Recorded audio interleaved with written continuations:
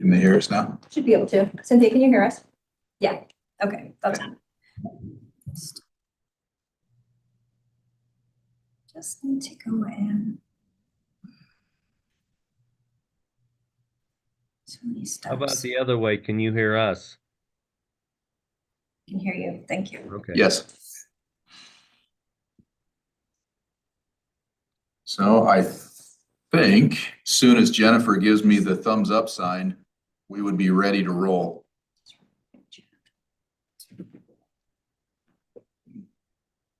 And Dean, you're chairing this meeting, right? You're on mute.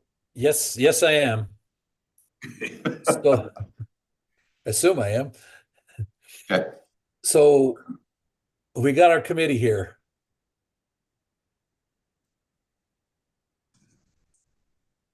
I'm here, Dean.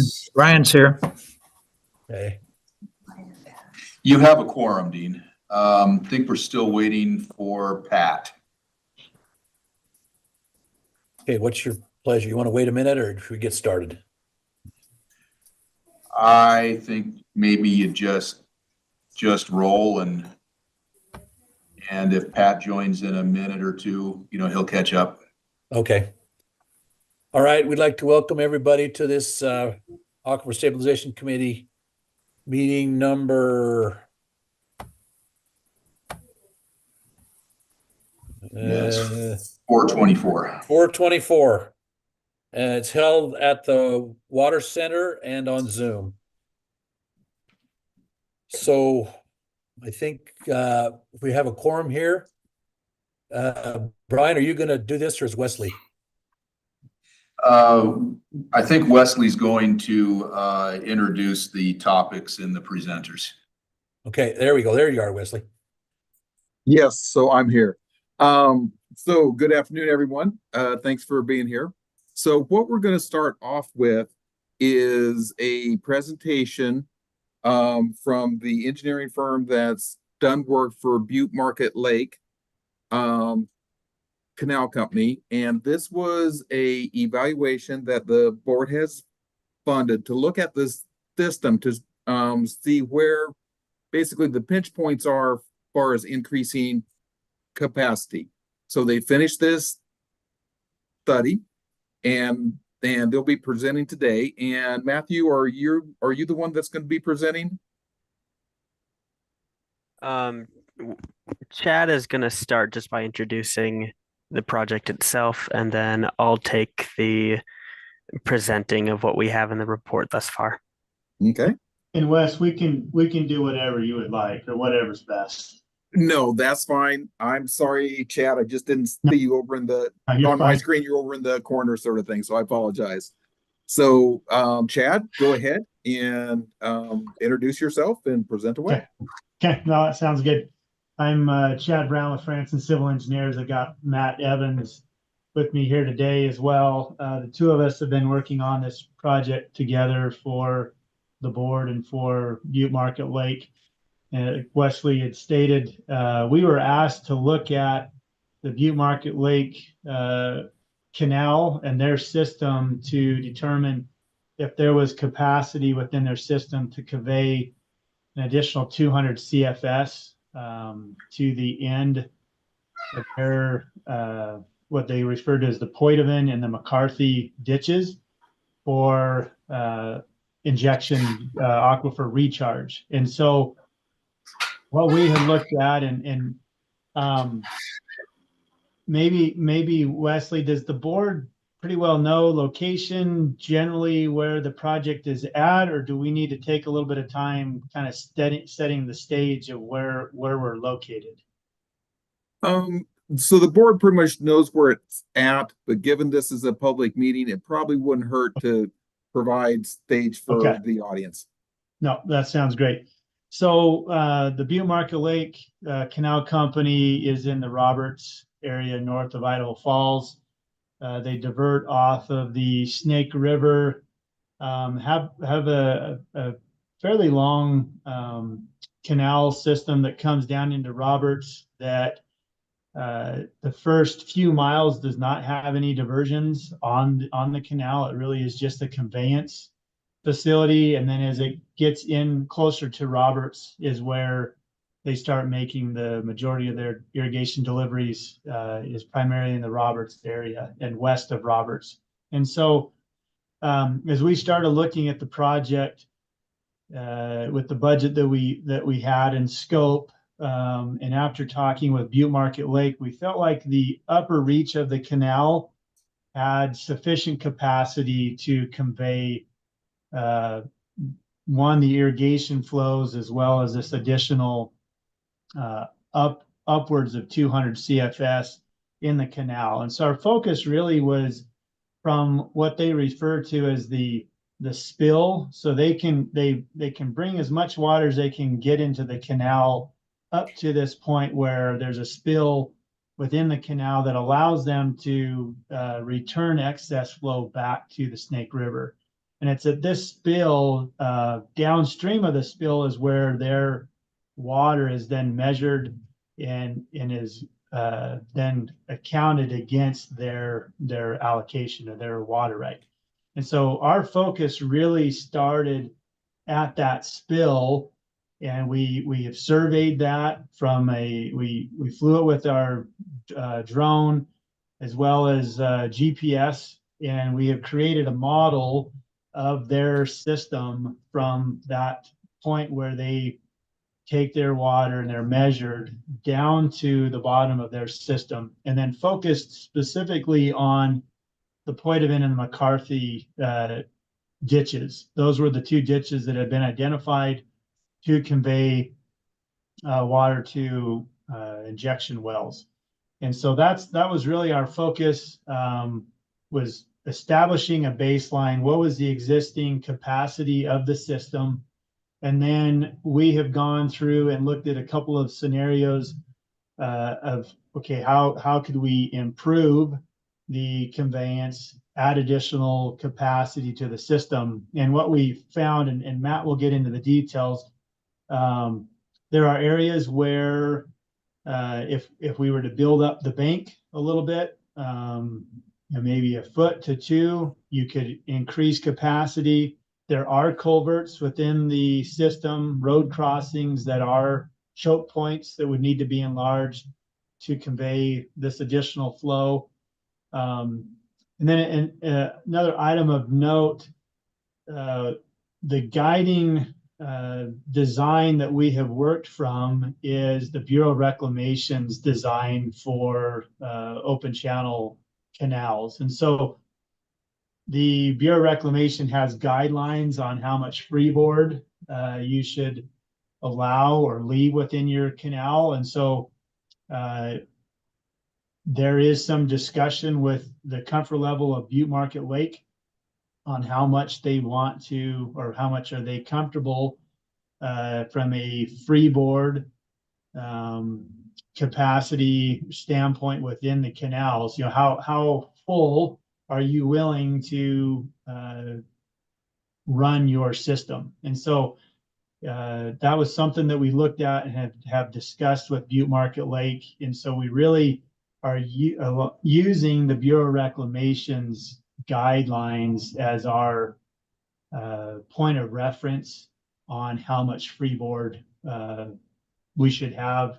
But that is an area of discussion based on, you know, what Butte Market Lake's comfort level is within the operations of their canal. So I guess I wanted to state that because you could have a little bit more, you could have a little bit less capacity based on that freeboard. The other, I'm going to say, assumption that was made in our calculations was that the canal is pretty well kept clean from a moss perspective. As moss builds up in the canal throughout the irrigation season, you will begin to lose capacity in your system. So we did make the assumption that the canal would be moss free, and that would be something from a maintenance standpoint that would need to be taken into consideration if we're trying to maximize the system. That's an operating cost that needs to be considered. So I'll let Matt kind of get into the details of what we had looked at, share some of our profiles, calculations, those types of things. Thank you, Chad. Before I get into this, Jennifer, I sent you the document. Would I be able to share my screen to show the document? You should be able to, yes. All right, sounds good.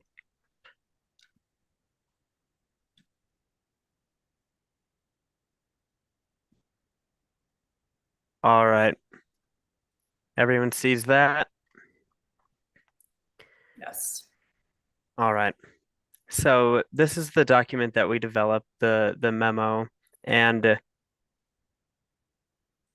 going back, this is I'm going to be referencing stations a lot in reference to what we've found.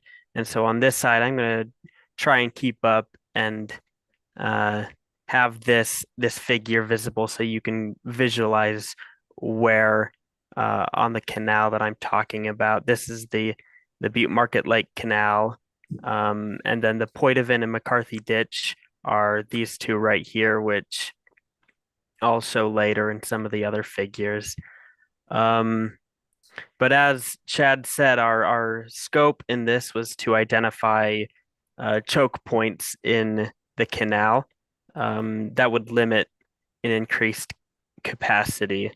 Because in talking with the water master for Butte Market Lake Canal Company, they generally run a maximum of somewhere between 350 and 390 CFS through the canal. And so the goal, if an additional 200 is desired, then we'd be running a maximum of up to 590 CFS. And in running through the model, I'll explain what these lines represent. This is a profile of the canal from up here on the right side is the spill that Chad mentioned. And on the left side is where we've stopped modeling, which is on this figure, is down at this flow control structure. And so in between, you've got the city of Roberts, and you can see the station markers here, 200, 300, 400, running along the canal. The bottom blue line that has a light blue hatch in it, that represents what we're calling the existing condition of the canal. And so that is the existing water surface level through the canal in our model. And these upper blue lines here represent increased flow. So we're starting at 350 right here. And then these ones go up to 450, 550, and 590 as the maximum flow. And the pink and purple lines represent the bank of the canal, and the black line here represents the bottom of the canal. And so our model shows that there are some points of interest that are choking the canal and restricting its capacity. Specifically, there's a culvert on 400 North on the map here. That location, there's a culvert there, and that culvert is heavily restricting the flow through there. As you can see, the banks are really low. And in the model that we used HEC-RAS. And if you were to go into the cross section, which is essentially what this is built up is a bunch of cross sections. That cross section is fully filled with water, and as you increase the flow through that region, it overtops the banks. And so this location is the biggest point of improvement that would need to be made. One thing to note about that location is that it's in between the Poitevin and McCarthy Ditch, which the injection wells are to be one or two on the Poitevin and one or two on the McCarthy ditch. And so you're only getting half of the additional flows that you would want to be adding to the canal, because half of it is going down the Poitevin ditch, and the other half would be going down the McCarthy. And we also have an existing condition for the Poitevin ditch. It doesn't overtop in the existing condition, and as you add more water, you can see that there are crossings that start to become an issue where the water is backing up behind it. And that issue also exists for the McCarthy ditch. There are more crossings as the McCarthy is a longer ditch. And you can see the backup here. As you add more water, this backwater effect upstream of the canal crossing gets increasingly larger. There's also an issue. We surveyed this point, and there's a high spot of sediment deposit in the canal that we're recommending that they would regrade that and fix the sedimentation issues there. And so we analyzed different possibilities that could be taken to increase the flow. And the first exercise we did was in freeboard analysis, which is what Chad was referring to, where we used the Bureau's guidelines on recommended freeboard for different flows. And so these lines that I've placed over the graph represent the recommended elevation of these pink and purple, the bank lines, at different flows. And if anyone has any questions during this, feel free to interject. This represents if you wanted to add more water, there would be a higher recommendation of freeboard. And that could also help to mitigate some of the issues with backing up from algae and moss, as Chad was talking about, is that if you have a higher freeboard, then you have a better safety factor against some of those buildups.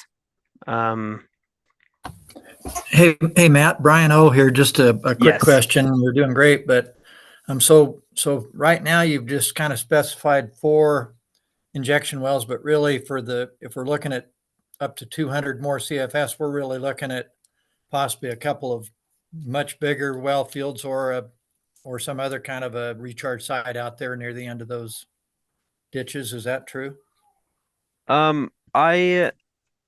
I'm personally not too familiar with what the plans are regarding the setup of those injection wells. Chad, if you know more, I know Jackson Higgs is the one who's been primarily working with Butte Market Lake on the actual setup of the injection wells. Chad, do you know any Yeah, to be able to Brian, answer that? I believe there are some injection wells there currently, and there was discussion of doing some additional and seeing how this would work.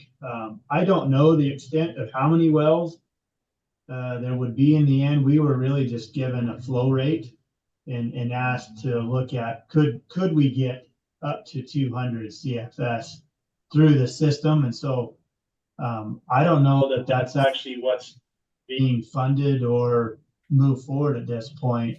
I want to say it's a smaller initial scope than that, but I really don't know for certain on that, Brian. I'm Okay, here, you yeah. guys. I apologize. My daughter used my iPad, so her name's showing up on my Zoom. But yeah, we're drilling well number 2 as we speak. Number 3 is going to be drilled probably by the end of next week on the Poitevin ditch. So what we asked these guys to do was just tell us how much you think we can get through there and what improvements need to be made to add water into the Poitevin, and what does the McCarthy look like. And so they were kind of just looking at max CFS scenarios of what we could push down the canal and down those 2 ditches. Okay, thanks, Jackson. So we're really looking for, anywhere between 100 and 200. And then we'll tailor the ditch modifications to fit that when we see what the wells are going to take and those Yep. kind of factors. Yep, that was kind of the idea, to try these other couple of wells, see what their capacity study says, and then make a plan for, the infrastructure changes or the canal modifications to try and match what we want to put out there for recharge sites. And Brian, I may be jumping the gun just a little bit. We had some recommendations on what I'm gonna say, some lower hanging fruit. Like as you take the profile that Matt's showing right now, and you're looking at those banks, there's some stretches of maybe a few hundred feet that if you were to add 6 inches or a foot of additional material and build the bank up, which would be a pretty inexpensive undertaking. Well, now you can, send another 25 or 50 CFS. And so I think that's where the benefit cost ratio and the economics are going to need to come into play in, what scenario do you end up choosing? Do you go as far as saying, hey, we're going to replace box culverts, and we're going to go to a much more extensive project, or are you going to, pick off some of the lower hanging fruit and just do a couple of wells? And so that was, I think, the information that's being provided, those decisions can start being made and really pin down the best plan of action moving forward.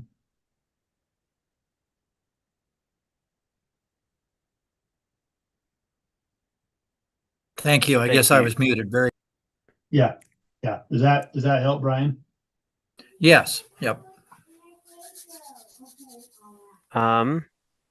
So going on to our next situation, now that we've modeled the existing condition, and modeled where relative to the existing condition where the Bureau would recommend freeboard being at, we then modeled a scenario where all the water in the canals are being injected at the end of the canal.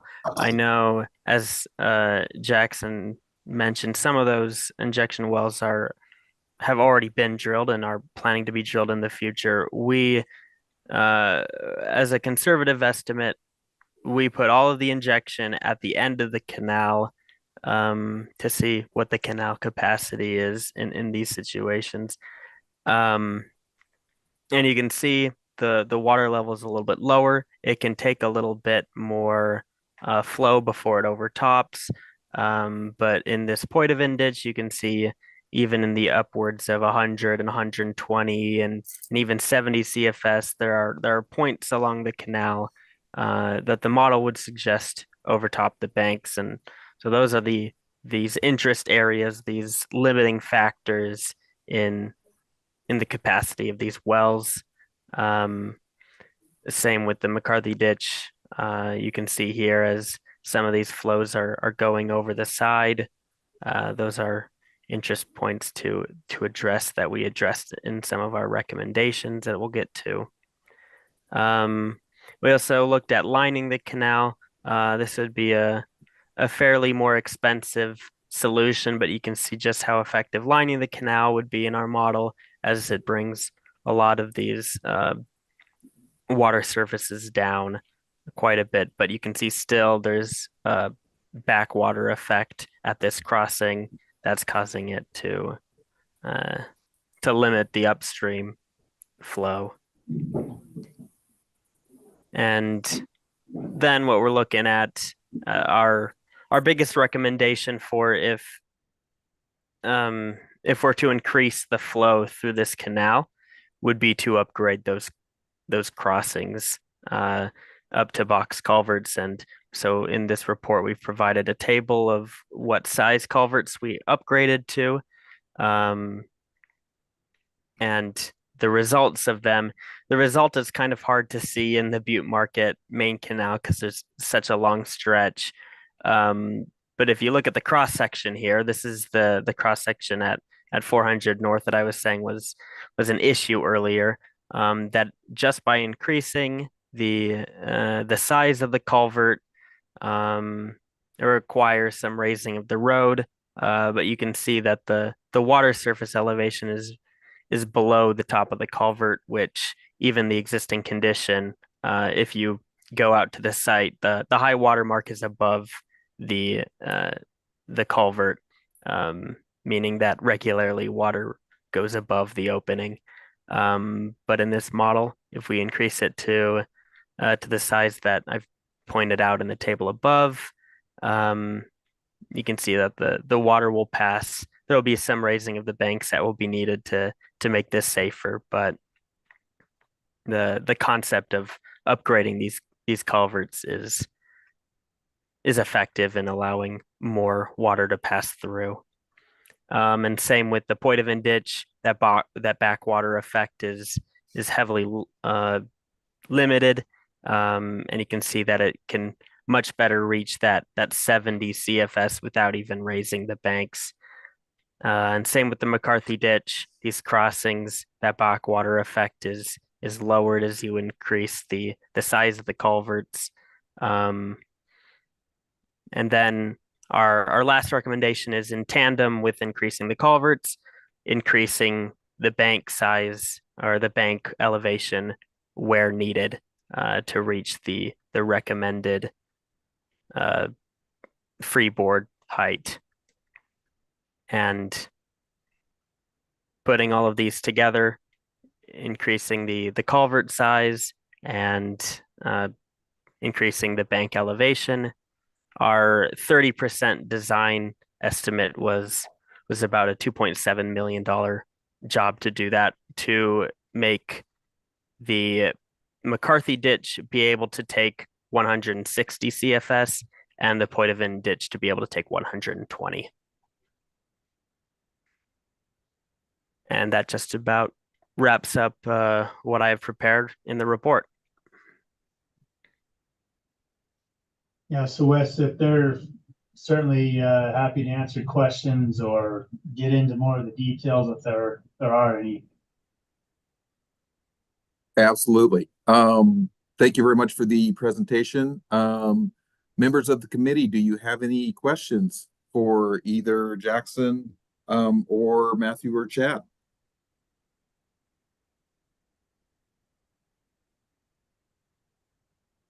Yeah, this is Dean Stevenson. Question. Number one, I probably don't think we want to line that canal if we're doing recharge site. One of the first things we probably don't want to do. But so was the idea of running this canal is that we could run the full flow?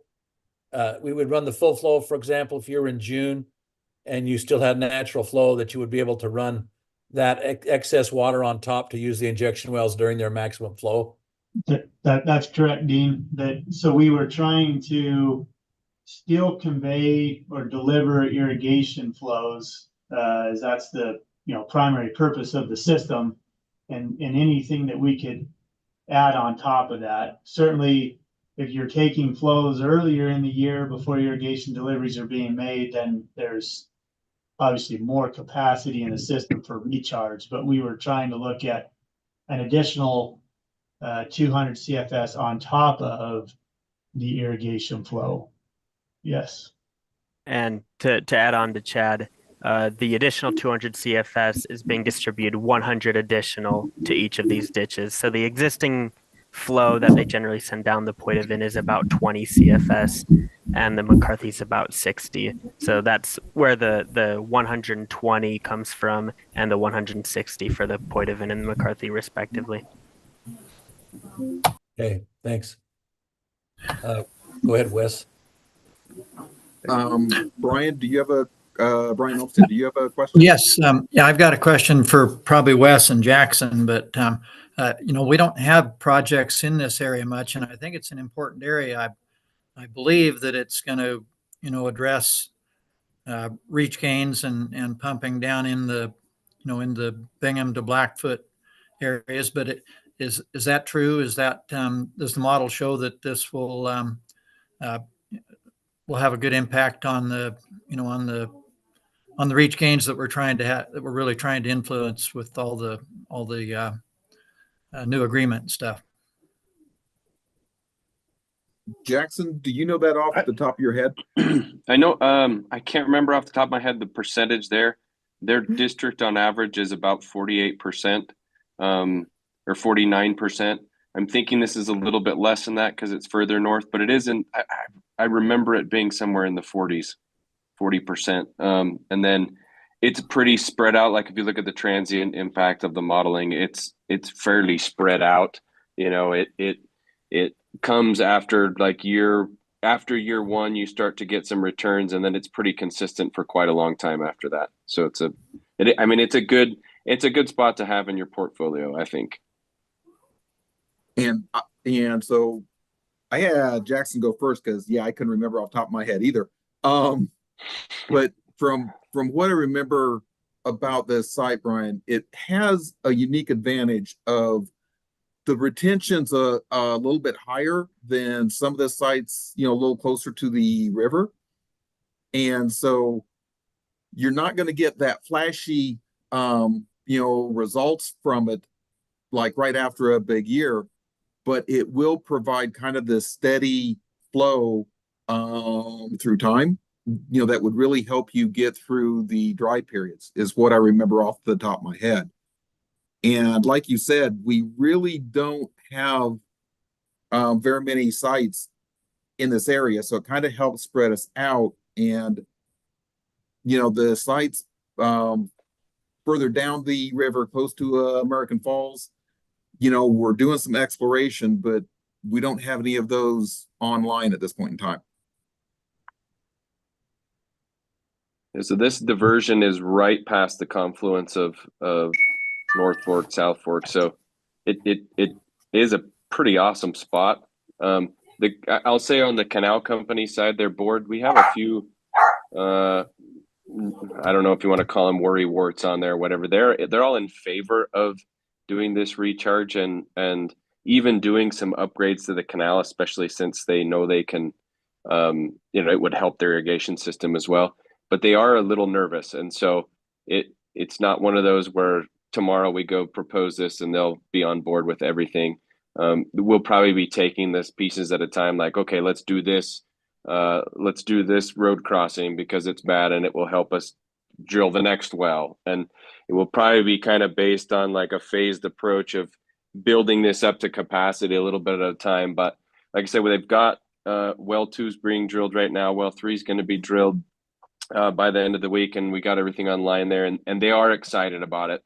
They're a little more nervous on the McCarthy ditch, the one further south, because they have, I mean, you guys have experienced this. They somehow think that there's potential to affect their irrigation deliveries, and so we have to get over that hurdle a little bit on some of the people on the McCarthy ditch. But I think they'll be open to it once we do these other wells on the Poitevin, and they were impressed by this study, and they liked looking at it and started thinking about it. I mean, it kind of just helps confirm the things that they already know. And so it gives them the ability to say, okay, yeah, here's the quantifiable, here's a quantity to my thoughts, and we can now start working on some of these things. Dean, this is Jeff. I think this is probably a question for Jackson. So is it anticipated that all of these injection recharge wells would be on the McCarthy ditch and the Poitevin ditch, or is the build out contemplating putting some of the injection wells off of the main canal? We've talked about putting some on the main canal. I think they're open to it.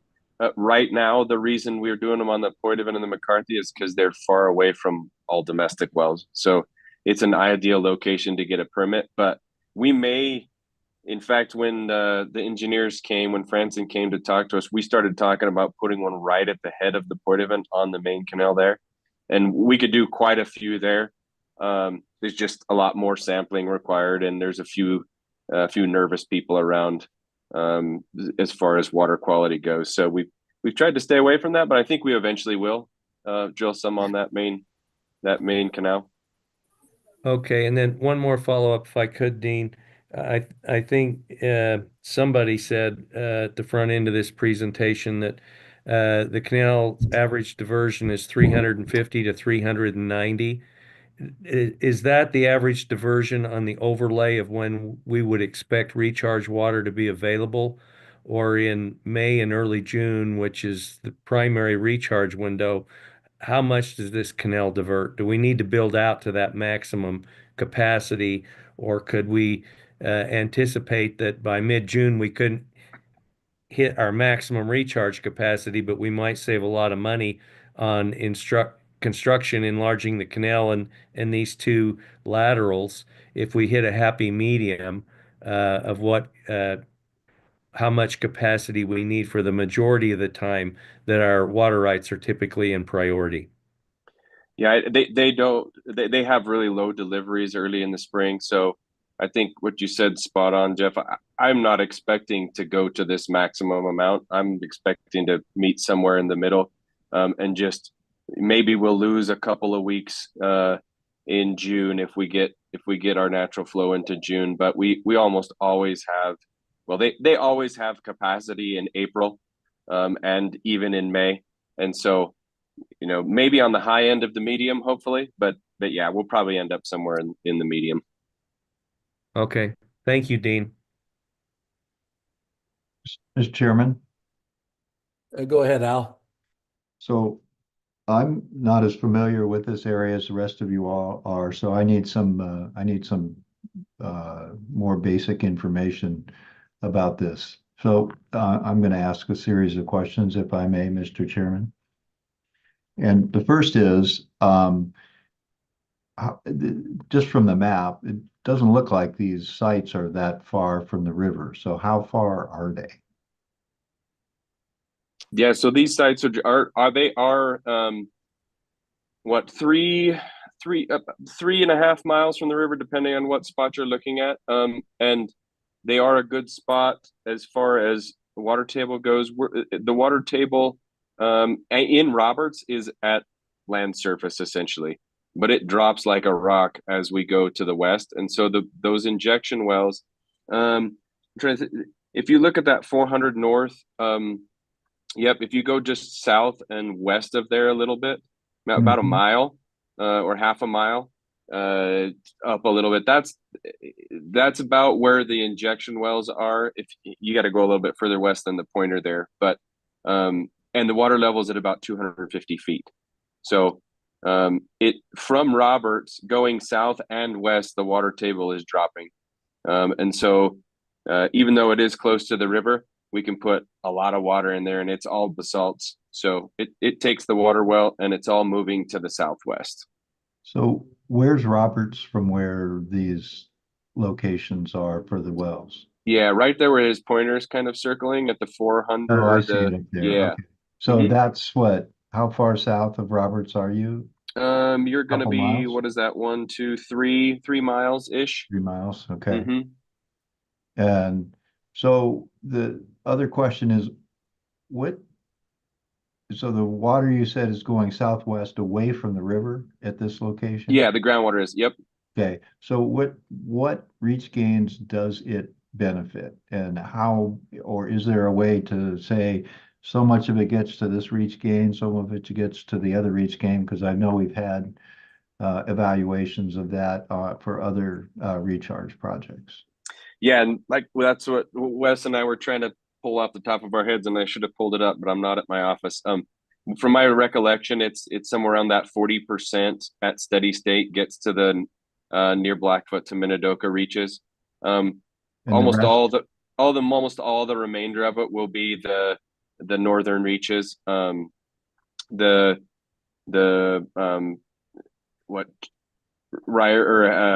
to McMahon, that area.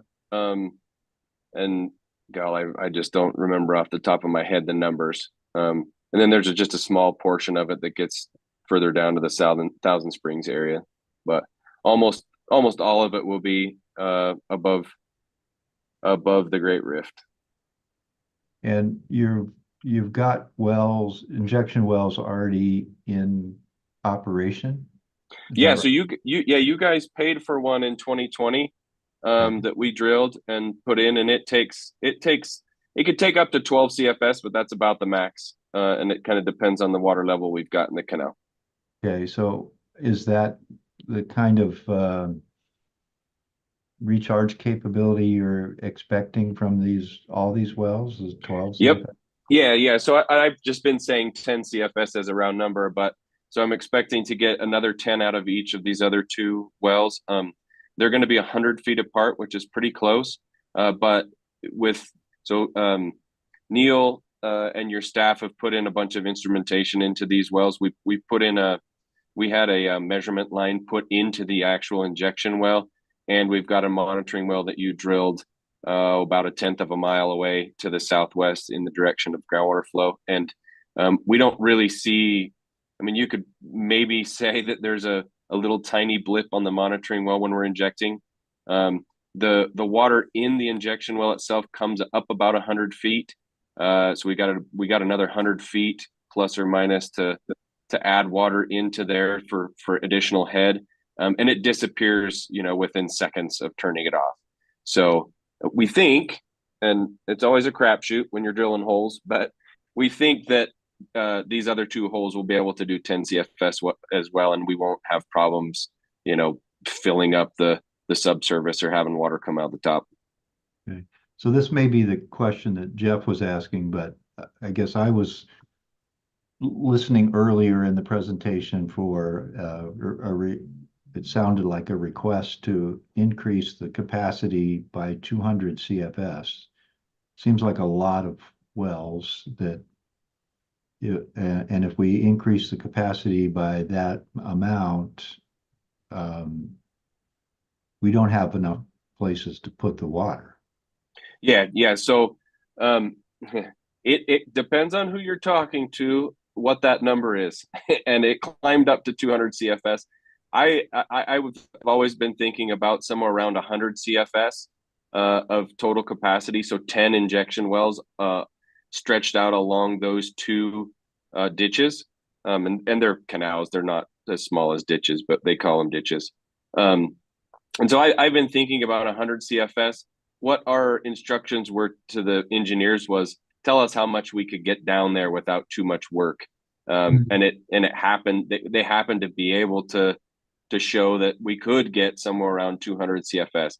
I don't know that we'll ever get there, but I would like to shoot for 100. And this study was not really done for an immediate request from the resource board. It was more of, we need to get this study done to see if we want to keep building this out, if there's capacity there to do it, and a little bit to appease the canal company to show them that it's possible, so that we can kind of just phase this in and work our way up to that 100 or so CFS. Okay, and so the follow-up question on that is, if I thought I heard a dollar figure, $2.7 million, is that to do 200 CFS? And yeah, that would be to complete all of the things that they're that they line itemize that we could do to get it up to that 200 CFS. Okay. So they kind of just gave us, we asked them to just kind of give us an idea of what these things would cost. And now, if I may, I think that goes a little bit back to Brian's question. And I apologize if I misrepresented, we were kind of giving bookends or a maximum. You could go up to 200 CFS, and if you wanted to go that far, this is what you would need to do. But you certainly could back off of that, like Jackson is saying. And hey, if we only want 50 or we want 100, well, now you have a model or a tool that says, hey, let's go to 50. What are the improvements needed to then to be able to do that? And that's what we were trying to present, were those options. And so I apologize. I not necessarily recommending that we go to the full 200. And I think it was the comment earlier about, you have capacity that in the system already. If you're not having to make irrigation delivery, there's capacity there for recharge. And so this report or study did not go into the optimization or the delivery of irrigation water. It really was, hey, what's the upper limits? And now we've got a tool that we can start to make some informed decisions off of. Okay. All right. No, that's very helpful. Thank you. I think that's all the questions. I'm, as I said, I'm not as familiar with this area as the rest of you all, so apologize for going back to some of the basics. So I have a question for Chad and Jackson probably. Would this canal be able to get off or be able to run in the winter? You know, is there any problems that would be icing or snow issues in this canal with some of the crossings other than the road crossings? I think our biggest impediment to getting started early is that they only have one employee. And so that they have a water master and he runs the entire canal. And so when they rent a lot of their equipment and stuff. And so one of my goals is to get them on, well, and he's close to retirement too, so that doesn't help. But one of my goals is to get them geared up to where they can plan everything, maintenance and stuff in the fall, and do as much as they can so they can get kicked on, as early as possible. But as far as, and I don't know about the infrastructure, Chad might know better, but if Fremont Madison can get some of their canals open, surely we can get this one open. Yeah, I didn't, in our discussions, we did not ask when the snow, melted down, or I'm assuming the snow's drifted into the canal, into possibly April. I don't, that's a good question, Dean, that we didn't ask or discuss with the company. Okay, so I have a question. Mark Gibbs texted me. He can't get his phone off mute. His question is, if 200 CFS costs 2.7 million, what does 100 cost? That was from Mark. Yeah. I don't know that I have it itemized to that extent. I would need to look at, let me look at the profiles here real quick. We were with the canal company, we were looking at like the 70 CFS lines on there that they had for the Poit event specifically. And it would not take hardly anything to get up to 70 CFS on there. Just, I think we were talking maybe just a little bit of bank work, and that one road crossing potentially where there is a road crossing there that occasionally water just pops up in the middle of the road. And so the county needs to do something there. The canal company needs to do something there. All summer, the water was right up next to the road. It's just not, it's kind of a dangerous spot anyway. So we were talking about potentially partnering with the county to get that changed anyway.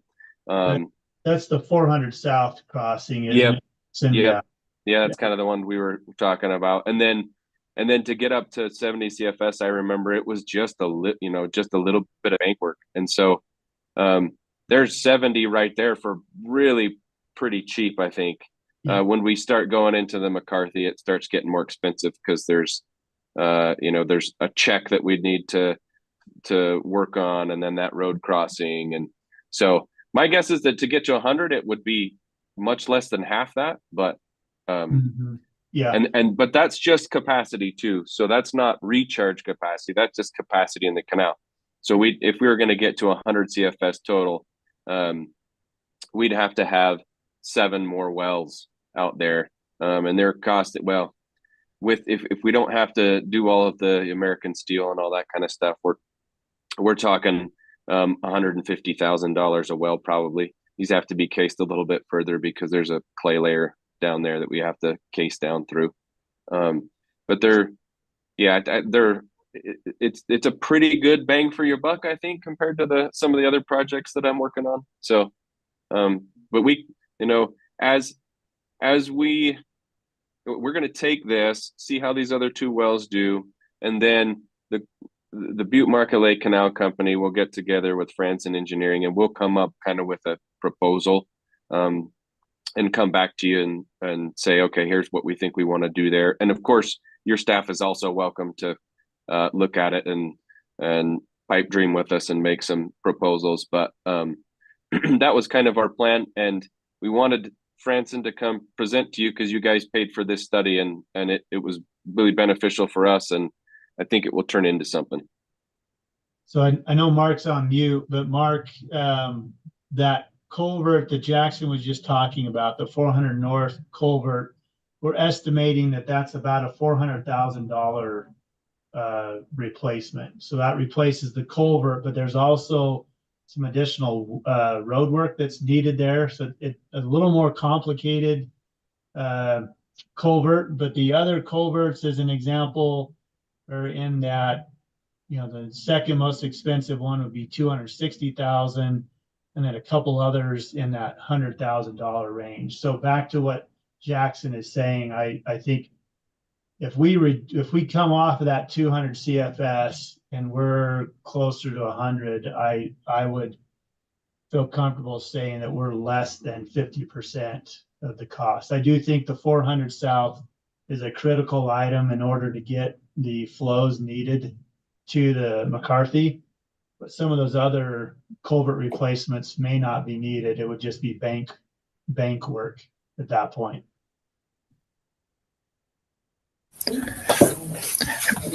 Hey, Dean and Jackson, this is Brian O again. I like a couple things that you said about this project, and one of them with injection wells. If you can find places that don't have a lot of domestic wells nearby, I think that's really important, because somebody will probably complain, and those places are getting hard to find. And so I like the idea of going as far out towards the lava rock as you can. And I have driven this area. I think there's a lot of lava rock if you just go a little bit west of there, isn't there? Yes, I mean, a lot. volcanic, basically. So you're on the edge of the world there, kind of. And so, but people like to look at lava rock, so they're building houses out there. So it's kind of a now or never type thing to me on a lot of our recharge efforts. And the other thing I really like is that depth to water. I think that ensures that we're not just filling the local aquifer, and I think it does make sure that it heads toward Blackfoot, essentially, maybe more than what the model says, in my opinion. But and then, but I like the idea of 100 CFS. I think that's a good number to shoot for, and then I think immediately then south of this district, you're getting into the new Sweden districts, and Yep. I've always thought that was really a great looking country next to the lava rock again for more injection or some kind of recharge also that should head towards the the reaches that we're having all the problems with. So I like some things on this project, but I do like the kind of shoot for the 100 CFS range. But we're just testing the water here now, so that's enough for me. Any other questions from committee members or water board members? Mr. Chairman, one thing I would add, I pulled up the original memo for this study. And so 50% of the water, it takes it a little over 3 years to return to a reach. And 44% of that water hits the Shelley to near Blackfoot reach.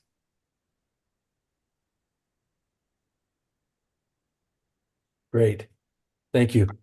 I think the only, so one question for you, Jackson, just to kind of be clear, what's the timeline do you think far as moving forward? Those 2 new wells will be operational this spring. Let's cross our fingers for some natural flow that we can put in there. Otherwise, I will, any water that the groundwater district has will be prioritized at this site because it's within their boundary and just right upstream of all of their pumping. So it's a perfect place for the groundwater district. So we'll put some water in there no matter what, even if we don't have natural flow. We'll just see how it does. I'm expecting those wells to perform really well, and then they'll say, yeah, where can we put the next 2? And so if that's the case, we'll probably be back to you next summer and asking for some more money or figuring out what we want, how we want to proceed there. So that's kind of my plan going forward. If they don't take water, let's just pretend like they're going to take water. They'll take We water. have no reason to think that they won't. That's right. That's right. So thank you, Mr. Chairman. I just want to clarify about when we would be expecting that. So, Mr. Chairman, I do have a question for something that Wes just said. You said 50% of the water is retained for 3 years and 44% of that goes to the Shelley to Blackfoot. So are you saying that 44% of 50% goes to Shelley to Blackfoot? Or Yes. if that's the case, where does the other 50% of the water go? So the other around 56%, No. It The returns- 50% that's not retained for 3 years, where does that go? so it takes 50% of the water recharge, 50% of it leaves in a little over 3 years. Yeah, And of that 50% that leaves the area, that discharges to surface water, 40% of that goes to that Shelley to near Blackfoot Reach. right. And my question was, what happens to the 50% that doesn't leave in 3 years? Got it. And so that water, how the modeling normally shows this, it takes a much longer time for that other 50% to actually leak out. And what we've seen of that other 50% from kind of consistently in all the areas, a higher percentage of that last 50% goes to that Shelley to Blackfoot Reach. So it just doesn't stay in the local aquifer, it continues to move out, is that? What Yes, it just takes a long time. Okay.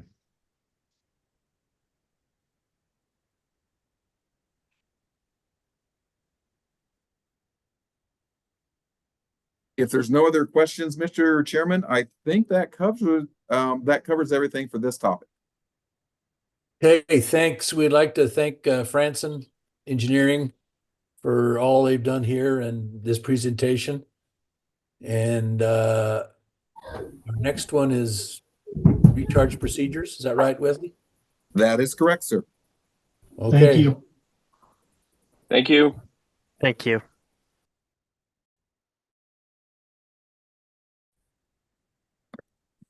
I'm working on sharing my screen so you can see them.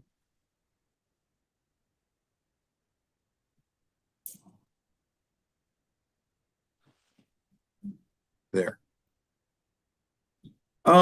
So to give the committee a little background here is, the standards procedures, we've been working on these for quite a few years. And it's really been kind of a push to get these put together. Basically what this does is it kind of codifies the operations that we've been doing and kind of puts on paper and really lays it out for everyone, especially our partners that we recharge with. And so I'm just going to kind of walk through this document. We just start off with a basic overview, background, and then it would be an effective date of when this goes into place. The thought is this would be,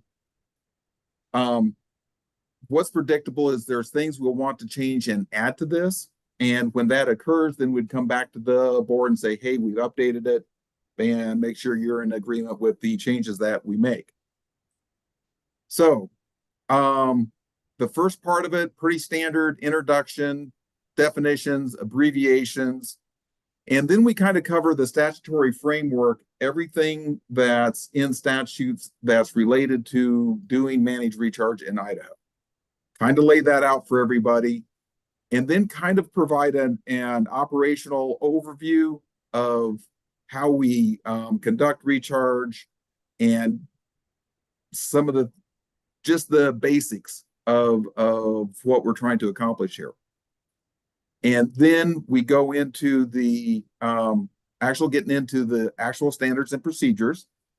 And I'm going to go through this fairly quick, but please, if you have any questions, stop me. more than happy to talk through anything. So the first thing we cover is the coordination with the department. And it just kind of sets out the basics that if you're going to do recharge for the board, you have to have a conveyance contract. To start recharge in any given season, you need a notice to proceed. And also kind of just really stating that they can reduce or cease their delivery, depending on operations of their canal, but they have to give us 24 hours notice. And then we also cover coordination with other agencies. If you're doing board recharge, you got to be working with DEQ if it's a basin, and make sure that they're okay with what's going on. There's an approved groundwater quality monitoring plan in place. If it's a recharge well or an injection well, same thing. You have to have a UIC permit. The other thing that we cover in this one, if it's an off-canal site and it's located on state or federal land, then of course you have to have that easement in place also, and be in compliance with any of their stuff. Then we go into site metrics, and the thought here is we wanted to put some minimum requirements for where recharge occurs. And so the very first one is a water level requirement that at the site, it has to be a minimum of 30 feet below ground surface. And so that's that part of it. The other part of it is also that if the water level rises up to 15 foot, then that would shut off any board recharge. The other thing that we have in here is stipulation that if it's a recharge well, given we're looking at kind of different parameters there, we're basically going to view those on a case-by-case basis using the previous limitations that I mentioned. But with recharge wells, it could be a case that you have a perched water level that could be above that 30 feet. But if you're injecting into a lower aquifer or the regional aquifer, that might not be a limitation. But that's something we would view as a case-by-case basis. The other thing that we have in here is a minimum infiltration rate. And part of the reason we put this in here is doing a rough cost benefit as far as the amount of time of staff time it takes to administer a contract. And in the case where they're doing water quality monitoring, that cost also. We want a minimum diversion rate, or if it's an off-canal site, a minimum infiltration rate, and that should be 10 CFS period without the per day, and or as 600 acre feet per month. Is there any questions so far? Okay, not hearing any. Then we get into far as locations for board recharge. And what we've stated here is that the area has to have a 15% 5-year retention or a 50% volumetric travel time that exceeds 4 months. And basically that's to ensure that we're not in a situation where we're paying to recharge water and it basically goes right back to the river. And we talk about how that's actually calculated, and that methodology is included in Appendix A. Okay, as far as conveyance and delivery, in this case, one of the first things is that the whoever delivers our water is responsible for all operations, maintenance, management, and liability insurance for all aspects of the system used to conduct the board's recharge. If there's any significant maintenance or replacement, expenses related to recharge facilities or the system, those will be considered on a case-by-case basis.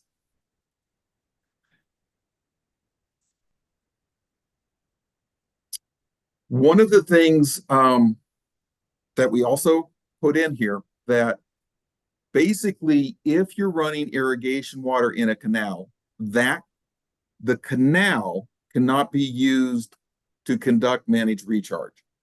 It could be used to transport water to an off-canal site, but that loss will be considered incidental recharge and not count for board recharge. And one of the things that we've done to make it easier, because with a lot of these canals, especially in that upper valley area, their start time and end times can vary a fair amount depending on conditions. So staff came up with a methodology of determining when that average start date is and when that average end date is. And so in between that time, if you're running irrigation water, that canal can't be used for conducting recharge. And we provide an appendix that discuss how that is calculated and determined. One of the other things that we've ran into outside of the irrigation season is there's some canals that have other water that they can run, whether it be stock water or some other purpose. And so we've also developed a methodology for figuring out what that base flow is.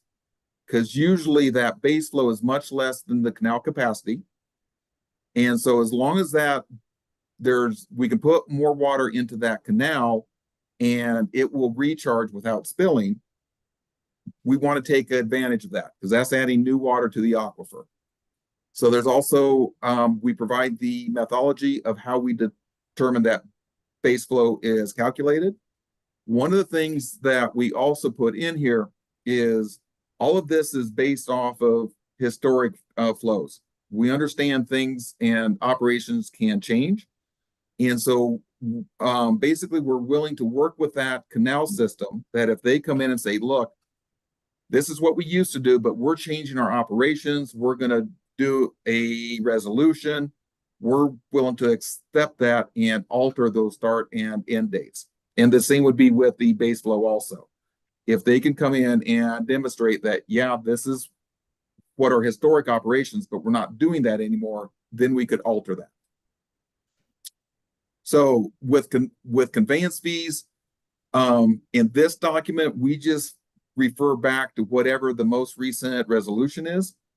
And that way, as that changes, if that changes through time, then we don't have to worry about altering this document. We'll just alter the new resolution that describes what those conveyance fees are.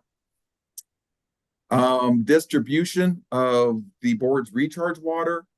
We intentionally kept this, gave as much control to the board to decide what that best distribution is, what's going to make the most impact.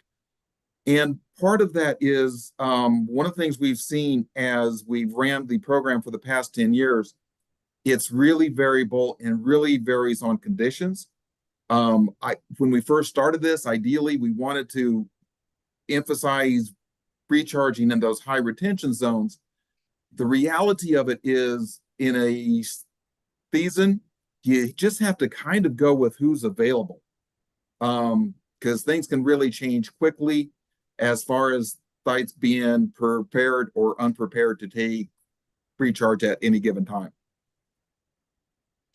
So that covers that section. The next section is the monitoring and evaluation portion of it. And basically for here, it's just establishing that we kind of reiterate far as the water quality, if it's a basin. Sorry, I jumped to quality and not quantity. For the quantity, we state that you have to have a plan in place. And we're also stating that the Department of Water Resources has standards for measuring devices. And so how you measure the diversions and potential flows out of the system, those have to use a a measuring device as described in those Department of Water Resource standards. And I think that covers most of that. As far as water quality, that's where we reiterate of the either DEQ or the UIC program. One of the things that we state, and it's been kind of our unsaid practice, but we're saying it out right here, that if an entity is doing board recharge, that we will pay or do ourselves the requirements for the water quality monitoring. So that's, for the most part, that's what we've been doing. But like I said, it kind of states it for everybody. We also state, though, that if you're doing private recharge, we're not going to pay for that. And that's basically on you. One of the things that we've moved to as we've been developing out the program, when we first started out, some of the big sites, the board is the one that has the easements for like milepost 31, milepost 29, and Wilson Canyon. So arguably those sites are ours. We're the ones that have the easements. As we're developing stuff in the upper valley, we really switched that burden over to the operators, that we might be paying for the sites, but it is their sites. The groundwater quality monitoring programs we help them with, but we make it clear to DEQ that it is their monitoring plan. And because partly being up from quite a ways from the Boise office, and Cooper, the person in the Eastern office, has a lot of things on his plate. We want to make sure that the responsibility was on the owners of the site, especially if they're doing private recharge. And then the last part is just evaluation, basically saying that, hey, that we're going to be checking sites, we're going to be checking measuring devices, and making sure all the requirements are being met. I know that was really quick, but if you have any questions whatsoever, I would be happy to go through them. The rest of the document is just the appendices that covers all the background information. So with that, I would stand for any questions.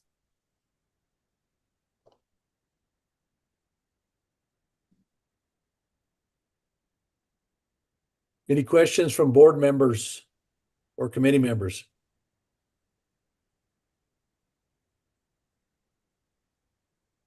So, Mr. Chairman, if I may, what is this? This is an update of the existing program or is it a brand new?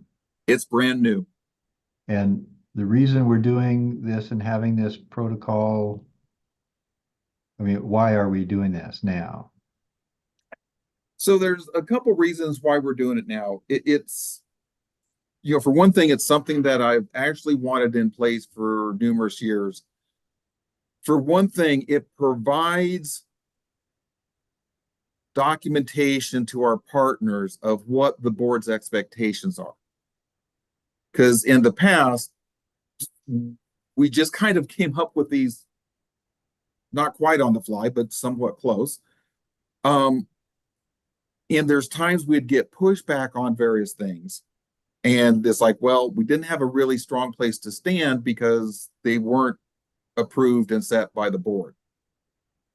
And so that's one of the reasons. The other reason is, as we've seen the growth of private recharge, I think it's really important for the board minimally to set a standard, basically a minimum standard of how recharge should be run. Because one of the concerns I have out there is the board has gone above and beyond to develop a good, safe recharge program. You know, with all the sampling that we do, you know, if there's any concerns, the board's right on those. As more entities get involved, if there's not a set standard out there, I'm concerned that if there could be an instance where other people might not be quite up to the same level. And that could end up affecting our, the board's recharge program.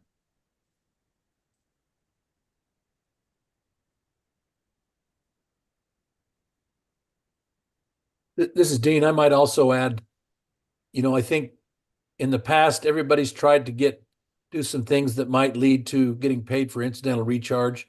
And I think this lays out some standards that we don't end up paying for things that would already happen.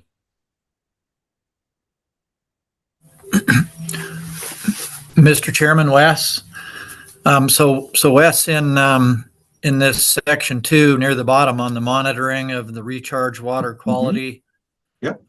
So we talk about the guidance for developing a groundwater quality monitoring program, but don't we also do some monitoring on the surface water that we are infiltrating?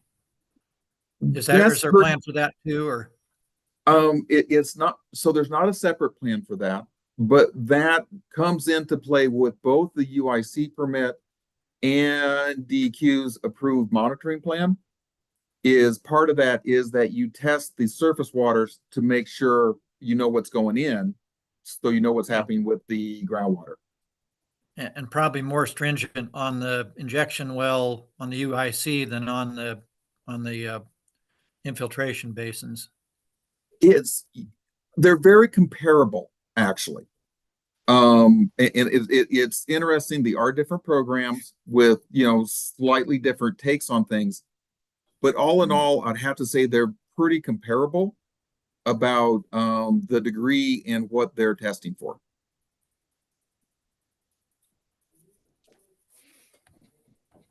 Thank you. Any other questions? All right, Mr. Chairman, Wes, Mm-hmm. Go ahead. on the site metrics and standards, you have the pre-recharge groundwater table, which would be a minimum of 30 feet. Then it's recommended to recharge operations cease when the groundwater table elevation rises to 15 feet or less. Who's monitoring that, and whose responsibility does that fall to? And is it scheduled, or is it is it on a time basis, or how does that work? So with all the sites that the board's invested in, we have a dedicated monitor well. And especially with those that were any that we would be concerned about this, basically we'd put a transducer in. And so we can get those readings real time, so we can monitor how close that's actually getting. Thank you. Now, if it's not our site, then that's something that, again, we'd probably look on a case-to-case basis of putting something in place if it was an area that we're concerned about. So Wes, you said, Mr. Chairman, sorry, Wes, you said that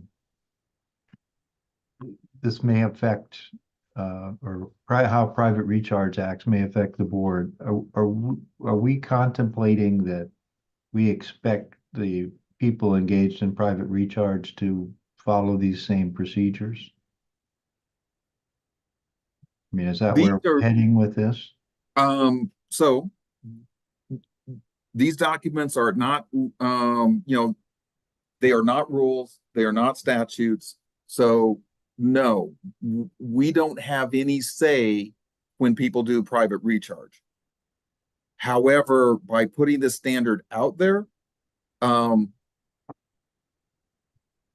it at least puts a benchmark that of what we're doing. It establishes that so we can differentiate from other people. And what I'm suspicious about is once this gets out, it's approved, there's a document people can go to, that it also gives at least a base groundwork for the, for example, like the groundwater districts, of what they require for people that do recharge for themselves.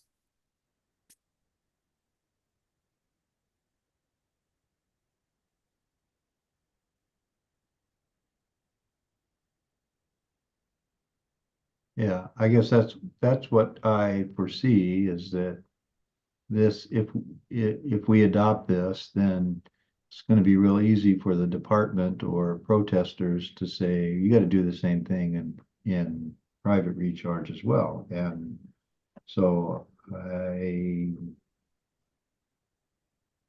I guess the question is that where we want to be heading? Obviously, that's really for the board to decide.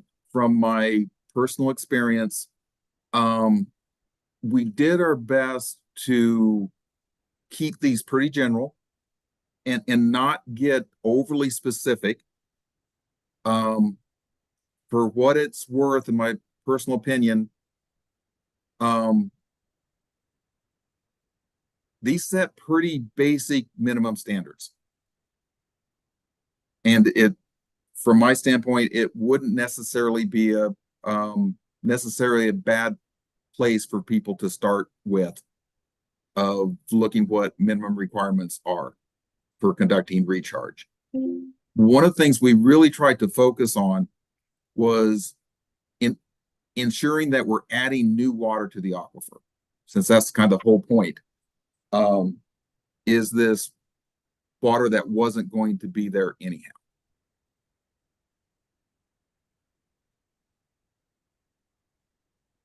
I think, let me ask a question of Brian Patton. Didn't the latest version of the ESPA agreement, whatever we're calling it now, didn't it, if the groundwater districts do private recharge, don't we have to adhere to doesn't it say something about the water board's recharge program or guidelines? Yeah, Mr. Chairman, that was in several of the early drafts of the proposed settlement agreement.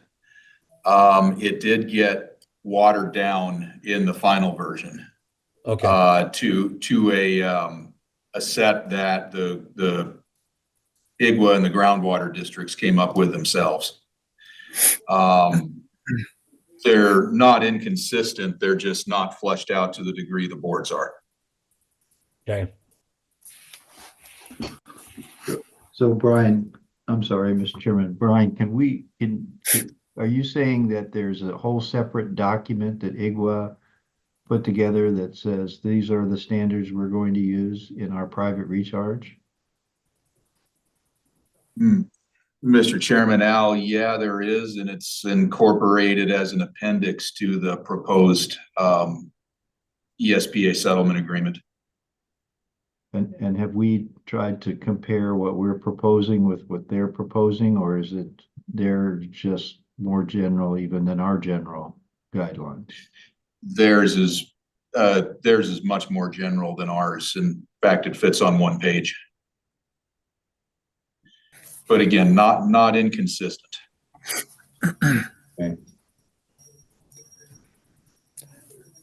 Mr. Chairman, and Wes, I know the answer to this because I was on the call yesterday, but just to point out for other people, because I think it's kind of a change in policy to some extent, the number 3 on your screen right now, that we want 15% of the recharge and or have a 50% volumetric travel time exceeding 4 months. So rather than, we used to really concentrate on the 5 years of retention time, but we've realized with we're trying to enhance these Blackfoot reach gains and the aquifer problems in general, that if we can hold it over 4 months, that's beneficial too. So I just wanted to point out that all the sites that we've currently been using do meet the either one of those 2 standards. Even if you're in Aberdeen, Springfield, you're going to meet that 4 months, which for spring recharge gets us into the storage season and when the reach gains are really necessary. So I just wanted to point that out, that I think that's a good, it's good that we have either or on these retention times or travel times. Because we need to get a lot in a lot of different places, and so this helps. Thanks.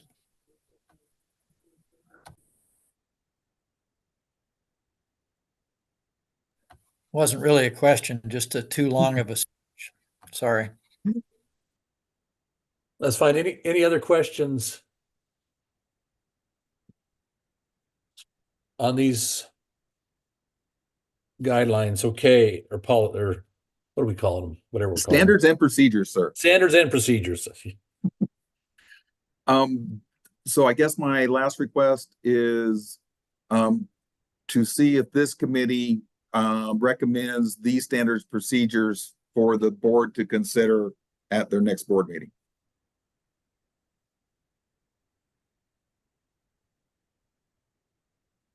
I would entertain a motion that we recommend this to the full board.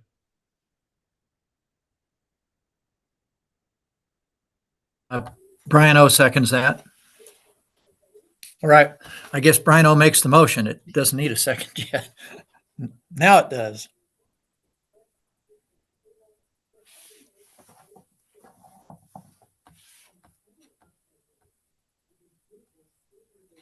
I think we're still looking for a second here. And Dean, would you? I'm Mr. sorry. Chairman, I will second this so that we can have a vote on it. I guess I'm a little, I didn't read this before the meeting, so I haven't read it yet. And I'm not sure that I'm ready to vote in favor of these guidelines until I have a chance to read it more. And I apologize for not doing it ahead of this meeting. But so I'm happy to second this so we can vote and see whether or not we're ready to present this to the board, or whether we can make it if it's just a recommendation, the board can make a decision and we can propose suggested changes at the board meeting. Okay, we've been moved and seconded. Is there any further discussion? Well, I'm Mr. kind of on Chairman, board this- with Al. There's a lot of layers here to unwrap, and I read through the initial stuff, but there's a pretty good list of appendices that I'd like to get through before I made a final vote on it. But we can carry it to the full board, I believe. Okay, Mr. Chairman, I'd be happy to withdraw my other motion and make it that we all look this over and discuss it in the board meeting. 2 weeks. okay, are you making that motion? I so move. And I'd second that. Mr. Chairman, as the second, I'm fine with Mr. Olmstead's modification of his motion. Okay. Any further discussion? The All only right. thing I'll add, as you read through this, if you have any questions whatsoever, comments, changes, I'm more than happy to hear them. This was just our first shot at getting something out there. I'm not overly attached to anything. Okay, And just so, Mr. Chairman, I'm not saying there's anything wrong with what Wes has put together. It's just I'm not familiar enough with the details to say, yes, this is right, or no, there needs to be some tweaks. no problem with that. So I guess being no further discussion, we'll have a vote. All those in favor of moving this to the full board, say aye. Aye. Aye. Okay. Any opposed? All right. Okay, Mr. any other items? Any other non-action items?